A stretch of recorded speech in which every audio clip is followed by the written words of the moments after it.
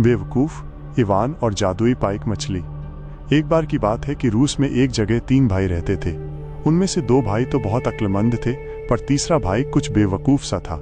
इस तीसरे भाई का नाम था इवान। इवान सारा दिन अंगीठी के पास बैठा बैठा अंगूठा चूसता रहता और सपने देखता रहता। जाड़े के मौसम के एक दिन जब दोनों बड़े भाई बाजार जाने के लिए तैयार हो रहे थे, तो उन्होंने अपने छोटे भाई से कहा कि वे बाजार जा रहे हैं। उनके पीछे वो उनकी पत्नियों का कहना माने। उन्होंने साथ में ये भी कहा, अगर तुम ऐसा करोगे तो हम तुम्हारे लिए लाल रंग के जूते ला कर देंगे। ये सुनकर वो बेवकूफ मुस्कुराया और जाकर अंगीठी पर लेट गया। जब उसके भाई लोग चले गए तो उसके उन बड़े भाइयों की पत्नियों ने उससे कहा, जाओ और जरा हमारे लिए नदी से पानी ला दो। बेवकूफ बोला, बाहर बहुत ठंडा है, मैं पानी नहीं ला सकता। पत्नियों ने कहा, अगर तुम नहीं जाओगे तो हम अपने पतियों से कह देंगी और फिर तुमको नए जूते नहीं मिलेंगे। इवान कुछ भुनभुनाते हुए बोला, अच्छा अच्छा ठीक है, मैं अभी आपके लिए पानी लाने जाता हूँ। वो अंगीठी से नीचे उतरा, उसने अपना पुराना कोट पहना और 2 बाल्टी और 1 कुल्हाड़ी लेकर जमी हुई नदी की तरफ पानी लाने चल दिया। वहां जाकर उसने जमी हुई नदी की बर्फ में एक छेद किया और उसमें से 2 बाल्टी पानी निकाला और उनको लेकर घर चला। उसने बस ऐसे ही पानी की तरफ एक निगाह डाली तो उसको बड़ा आश्चर्य हुआ।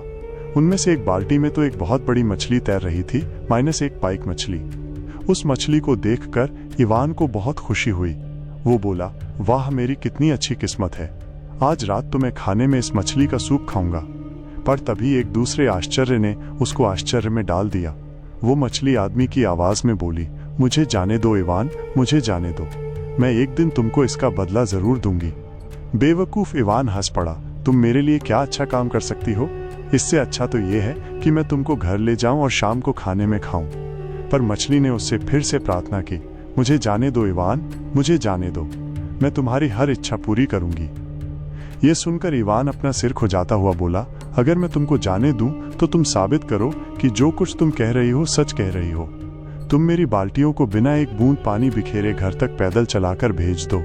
मछली बोली, ठीक है, बस तुमको ये कहना है, पाइक की इच्छा से जो मैं चाहूं वो तुम करो। सो वो बेवकूफ इवान तुरंत ही बोला, पाइक की इच्छा से जो मैं चाहूं वो तुम करो। ओ बाल्टियों, तुम अपने आप घर चली जाओ।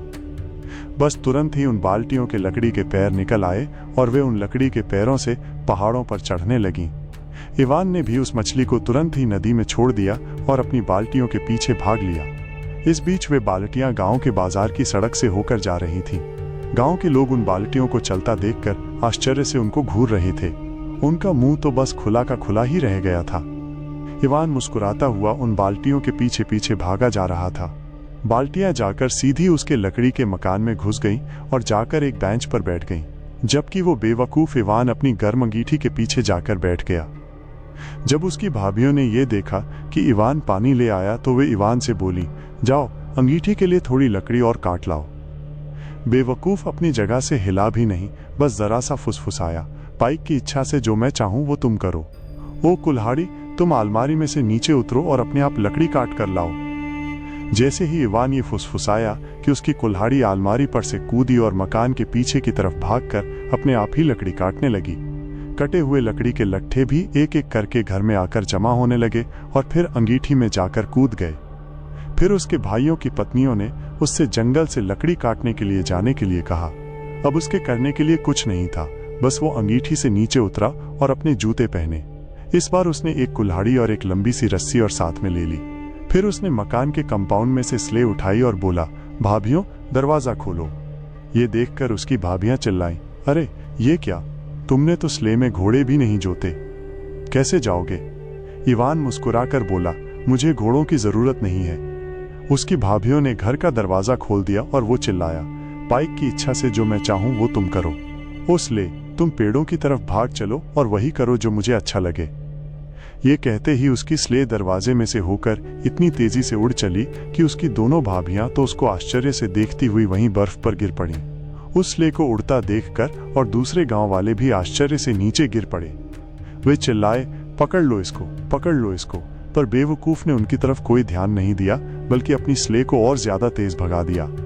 जब वो जंगल पहुंचा तब उसने अपनी स्ले को रुक जाने को कहा, पाइक की इच्छा से जो मैं चाहूं वो तुम करो। मुझे और चालें दिखाओ और मेरे लिए लकड़ी काटो। तुरंत ही कुल्हाड़ी ने लकड़ी काटनी शुरू कर दी। एक एक करके लकड़ी कटकर इवान की स्लेह में इकट्ठी होने लगी और अपने आप ही बंद कर उनके गट्ठर भी बनने लगे। जब उसकी स्लेह भर गई तब वो उन गट्ठरों के ऊपर चढ़कर बैठ गया और बोला, पाइक की इच्छा से जो मैं चाहूं वो तुम करो। हमारा काम खत्म हो गया, अब घर की तरफ चलो। उसकी स्लेह तुरंत ही उसके घर की तरफ उड़ चली। घर पहुंचकर वो फिर अपनी अंगीठी पर जाकर लेट गया और सो गया। कुछ दिन बीत गए, जल्दी से या देर से ये तो पता नहीं, पर एक दिन जार को इस बेवकूफ के बारे में पता चला तो उसने अपना एक नौकर इसको अपने महल में लाने के लिए भेजा।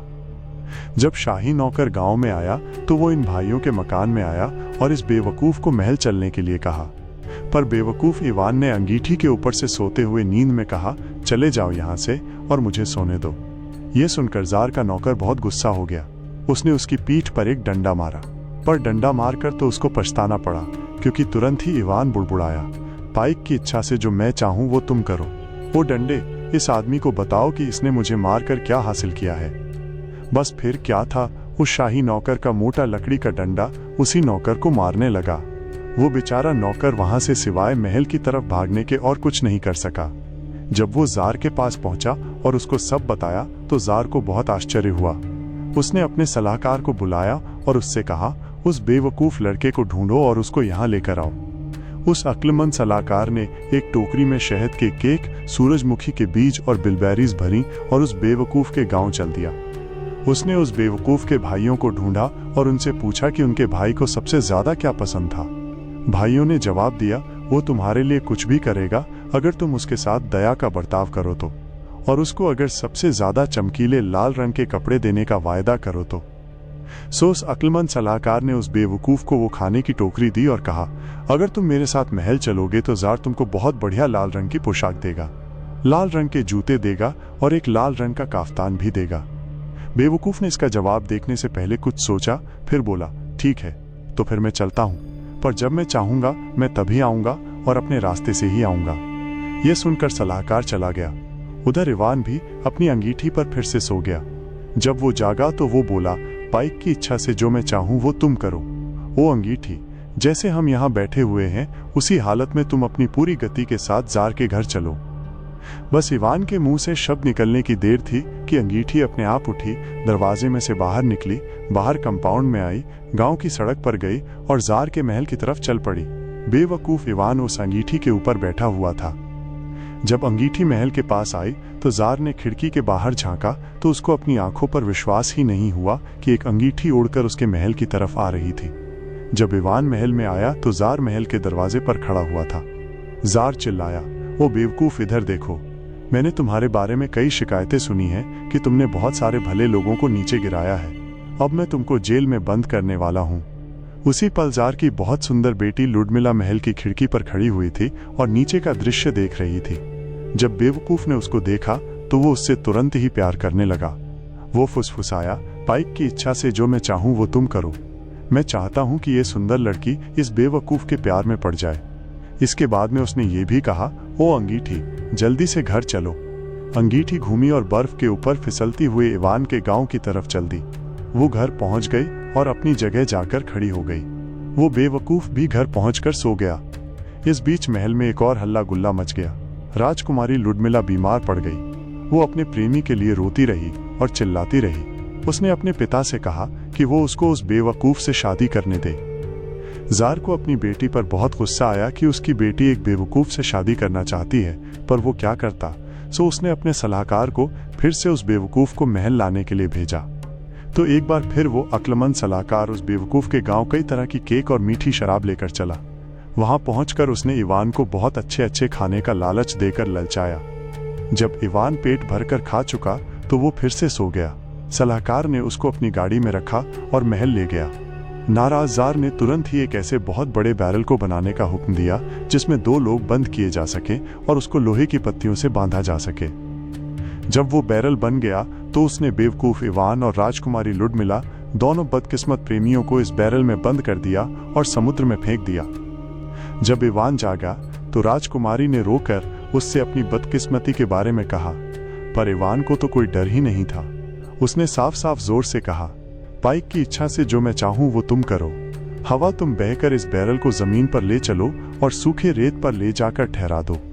अचानक एक बहुत बड़ा तूफान आया, बहुत ऊंची ऊंची लहरें उठी और वे बैरल को किनारे पर ले जाकर सूखे रेत पर छोड़ आईं। जब वे बैरल से बाहर निकले तो राजकुमारी बोली, यहाँ हम रहेंगे कहाँ? इस ठंडी रेत पर तो हम मर ही जाएंगे। इस पर इवान बोला, तुम चिंता न करो राजकुमारी। और फिर वो बोला, पाइक की इच्छा से जो मैं चाहूं वो तुम करो। यहाँ एक सोने का महल बन जाए। तुरंत ही एक सोने के गुंबद वाला महल रेत पर आकर खड़ा हो गया। उसके चारों तरफ हरे हरे पत्तों के बागीचे थे जिनमें खुशबूदार फूल लगे हुए थे और उनमें बहुत सारी चिड़ियां चहचहा रही थीं। राजकुमारी और वो बेवकूफ उस सोने के महल के सोने के दरवाजे से उस महल के अंदर गए। वे उसके संगमरमर के बने हुए कमरों में घूमे और फिर उसमें रखे साटिन के काउचों पर बैठ गए। राजकुमारी ने अपने प्रेमी को प्यार से देखा तो उसने एक गहरी सांस ली। वो बोली, ओ इवान, काश तुम इतने सीधे न होते, काश तुम्हारी नाक इतनी लंबी न होती, काश तुम्हारे बाल इतने लाल न होते। इवान को इस बारे में तय करने कोई देर नहीं लगी। वो बोला, पाइक की इच्छा से जो मैं चाहूं वो तुम करो। मैं एक लंबा सुंदर आदमी बन जाऊं जो अपनी प्यारी राजकुमारी को खुश रख सकूं। और वो एक बहुत ही सुंदर नौजवान बन गया, जैसे सुबह का आसमान। एक इतना सुंदर आदमी जो शायद ही कभी इस धरती पर पैदा हुआ हो। और दोनों उस सोने के महल में रहने लगे। कुछ समय बाद एक दिन जार शिकार खेलने के लिए बाहर निकला तो ये देखकर हैरान रह गया कि समुद्र के किनारे रेत पर एक सोने का महल खड़ा था जो वहां पहले कभी नहीं था। वो चिल्लाया, मेरी जमीन पर ये इतना बड़ा महल बनाने की हिम्मत किसने की?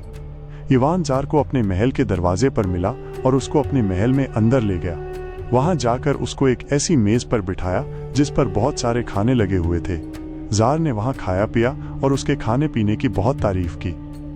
आखिर जार ने इवान से पूछा, पर तुम कौन से इतने बड़े जार या ड्यूक हो जिसने इतना बड़ा महल यहाँ बनवा लिया? इवान बोला, क्या आपको उस बेवकूफ की याद है जो एक अंगीठी के ऊपर सवार होकर आपके घर आया था? क्या आपको उस बेवकूफ की याद है जिसको आपने अपनी बेटी राजकुमारी लुडमिला के साथ बैरल में बंद करके समुद्र में फिकवा दिया था? मैं वही बेवकूफ इवान हूँ। अगर मैं चाहूँ तो अभी इसी समय आपको और आपके पूरे राज्य को इस समुद्र की तली में पहुंचा सकता हूँ। जार ने डर के मारे अपने हाथ ऊपर कर दिए और उससे माफी मांगी। वो बोला, तुम मेरी बेटी को मेरे आशीर्वाद के साथ ले सकते हो और साथ ही मेरा आधा राज्य भी, पर तुम मेरी जिंदगी बख्श दो। मैं तुमसे अपनी जिंदगी की भीख मांगता हूँ। इवान ने जार को माफ कर दिया और राजकुमारी से शादी कर ली। अपनी इस शादी की उसने इतनी बड़ी दावत की जितनी कि रूस में शायद ही कभी हुई हो। इसमें उसने बहुत सारे लोगों को बुलाया था। जब पुराना जार मर गया तो इवान रूस का इतना अच्छा राजा हो गया जितना कि रूस ने पहले कभी शायद ही देखा हो।